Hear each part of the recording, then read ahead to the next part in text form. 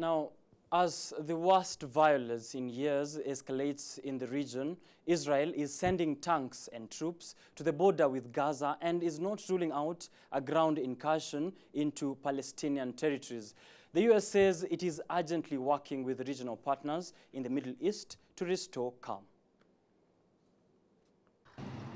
Israel is deploying troops and tanks along the border with the Palestinian territory of Gaza and has called up 9,000 reservists following days of deadly fighting with the Islamic militant group Hamas, which controls Gaza.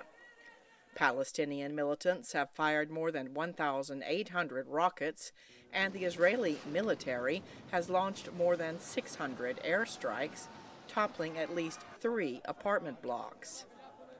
As fears of an all-out war surge, Secretary of State Antony Blinken says the U.S. and its regional allies are feverishly conducting crisis diplomacy behind the scene. We've been very clear that rocket attacks must cease. We've been very clear about Israel's right to defend itself.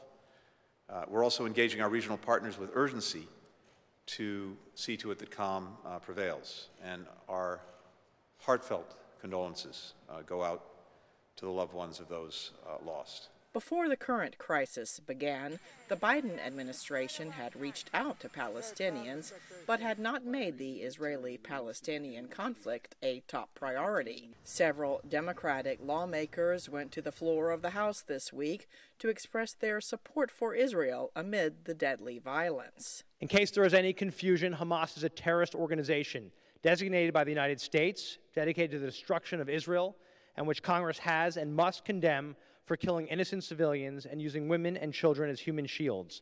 No one here should make excuses for a terrorist organization. But one Democratic member said the U.S. should stop giving the green light to Israel to kill Palestinian civilians. Help me understand the math. How many Palestinians have to die for their lives to matter? Life under apartheid strips Palestinians of their human dignity. How would you feel if you had to go through dehumanizing checkpoints 2 blocks from your own home to go to the doctor or travel across your own land? Some Palestinian families sought refuge Friday in schools run by the United Nations, which are recognized as shelters, as Israeli artillery pounded northern Gaza. The Israeli military says the artillery attacks are intended to destroy